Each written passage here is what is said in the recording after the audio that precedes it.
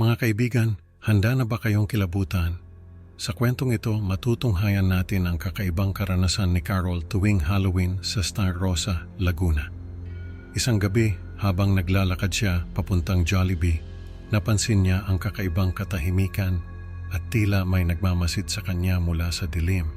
Ano kaya ang misteryo sa likod ng mga mannequin na gumagalaw mag-isa at ang mga kaluluwang naghahanap ng katawan? Tara, samahan niyo akong tuklasin ang nakakakilabot na lihim ng Star Rosa. Magandang gabi po sa inyong lahat na nakikinig. Ako nga pala si Carol at maraming salamat po sa inyong oras para pakinggan ang kwento ko. Nakatira ako dito sa Star Rosa, Laguna. Ang buhay namin dito ay tahimik at simple. May mga kaibigan akong malalapit tulad ni Sonia na matagal ko nang kilala mula pagkabata. Sa tuwing sasapit ang Halloween, hindi ko gusto ang ideya ng pagiging mag-isa sa bahay, kaya't lagi akong tumatambay sa Jollibee. Ang kwento ko ngayong gabi ay isa sa mga karanasan na hindi ko malilimutan. Sige, ingat ka, sabi ni Sonia, ang matalik kong kaibigan. Huwag mong kalimutang bumalik bago maghating gabi. Habang naglalakad ako papuntang Jollibee, napansin ko ang kakaibang katahimikan sa paligid. Ang pangakong binitiwan ko kay Sonia ay magpapabalik sa akin ang mga alaala ng isang pangyayari na hindi ko maaring ikwento kaninuman. Ngunit ngayong gabi may kakaibang mangyayari. Pagkatapos ng pinakipot ng Peppers, nakatulog ako sa sala. Sa kalagitnaan ng aking naramdaman ko ang bigat sa aking dibdib.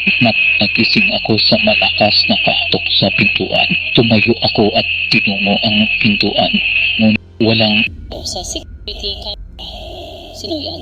Tanong ko habang binubuksan ang dalawang bata na nakasuot ng tradisyonal na multo ang humihingi ng candy. Ang kanilang mga boses ay malayo at malamig na nagdulot ng sa akin.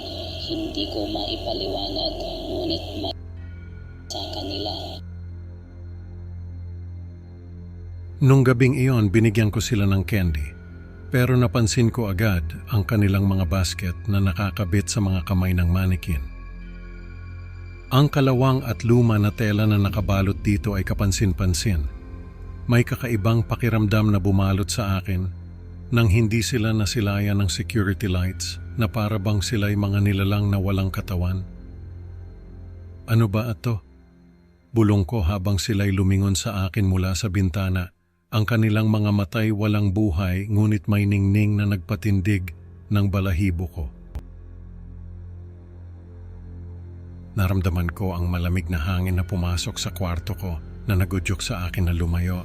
Tumakbo ako pabalik sa kwarto at nagkulong. Nagdasal na lamang ako na sana'y umalis na ang kung anumang nasa labas.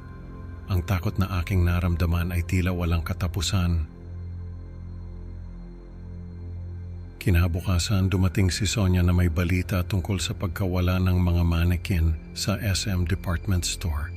Nagulat ako nang makita ang mga mannequin sa aming bakuran. Anong ginagawa ng mga ito dito? Tanong ko kay Sonia. Nang lumapit kami, nakita ko ang mga kalawang na kamay na nakita ko kagabi. Hindi ako makapaniwala. Silipin natin ang security footage, mungkahi ni Sonia. Habang pinapanood namin ang footage, nakita namin ang mga mannequin na kumikilos mag-isa. Ano to, Sonia? Paano nangyari to? Tanong ko. Ang mga mannequin ay tila may sariling buhay sa ilalim ng mga puting tela. May pamahiin ang lola ko tungkol dito, sabi ni Sonia. Baka may mas malalim na kahulugan ang mga mannequin na to. Maaaring naging sisidlan ang mga ito ng mga kaluluwang naghahanap ng katawan upang makisaya sa pagdiriwang. Kailangan naming malaman ang buong katotohanan. Nang buksan namin ni Sonia ang footage, hindi ko alam kung ano ang aasahan. Pero grabe, mga tagapakinig, ang nakita namin ay nakakakilabot. Kitang-kita sa kamera ang mga mannequin na tila may sariling buhay sa ilalim ng puting tela. Hindi ko mapigilan ang pagtataka. Ayon sa lola ko, tuwing Halloween may mga espiritong naghahanap ng katawan upang makisaya sa pagdiriwang. Paliwanag ni Sonia na parang wala lang. Ibig mong sabihin ang mga mannequin na ito ay, tanong ko, hindi makapaniwala. Parang may pumipiga sa aking dibdib sa kaba. O Carol, posibleng ang mga mannequin na ito ay pinamahayan ng mga espiritong iyon, tugon ni Sonia. Halos hindi ko matanggap ang mga sinabi niya. Nag-uugnay na sa aking isipan ang mga pangyayari kagabi. Ang mga kakaibang bata, ang mga di nakikitang bisita sa security camera, at ngayon ang mga mannequin. Hindi ko alam ang gagawin. Ang takot ay patuloy na bumabalot sa akin, ngunit kailangan kong harapin ang katotohanan. Napagkasunduan namin ni Sonia na itago ang insidente para sa kapakanan ng lahat. Hindi lahat ay handang tanggapin ang ganitong katotohanan. Sa susunod na Halloween, sa Jollibee na lang ulit ako magpapalipas ng gabi, sabi ko kay Sonia. Mas mainam na iwasan na ang ganitong mga pangyayari.